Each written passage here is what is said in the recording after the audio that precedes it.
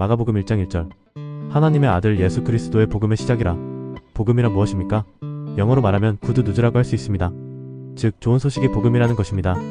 오늘 예수 그리스도를 통해 주시는 좋은 소식이 있는데 이 좋은 소식은 무엇이냐 하면 바로 하나님의 나라에 대한 소식입니다. 세상에는 여러 나라들이 있습니다. 만약 우리가 전쟁 중인 우크라이나 또는 아프가니스탄이 우리나라라면 어떻겠습니까? 좋을까요? 아니면 태어났는데 북한이 우리나라라면 어떻겠습니까? 끔찍하겠죠? 우리가 어느 나라에서 살고 있고 어느 나라가 우리나라인지에 따라서 그 나라의 보호를 받고 혜택을 받으며 살아갑니다. 하나님의 나라는 하나님이 다스리시는 나라인데 그 나라는 좋을까요? 나쁠까요?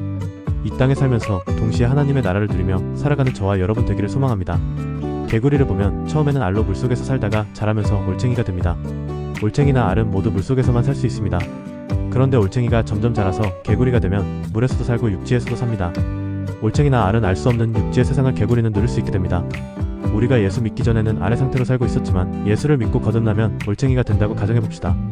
믿기 전 알의 모습과 예수 믿고 거듭난 사람 모두 물속에서만 살고 있는 것입니다.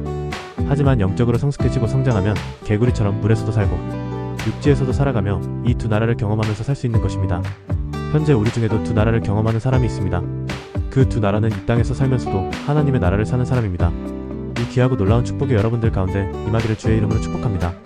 마가복음 1장 1절에 보면 하나님의 아들 예수 그리스도의 복음의 시작이라고 합니다. 성경의 창세기는 하나님으로 시작하여 하나님의 나라를 만들어 하나님의 나라로 출발합니다. 그런데 신약의 출발은 하나님의 아들 예수 그리스도를 통해 복음으로 출발합니다. 구약은 하나님의 나라로 시작하고 신약은 복음으로 출발하는 것입니다.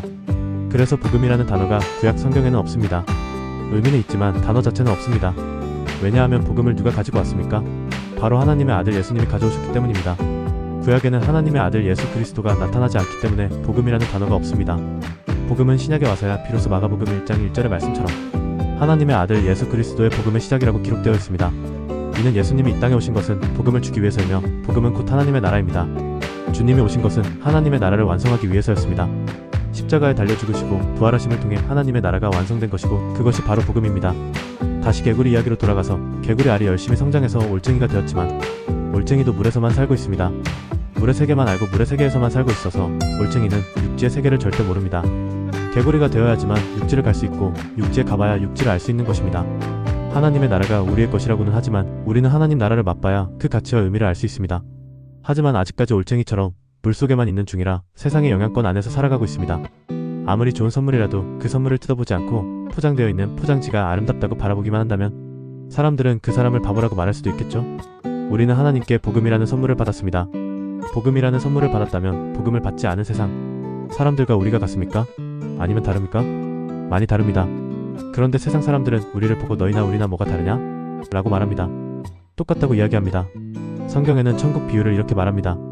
밭에 감추어진 보화를 발견한 사람이 자기 전 재산을 다 팔아 그 밭을 샀다.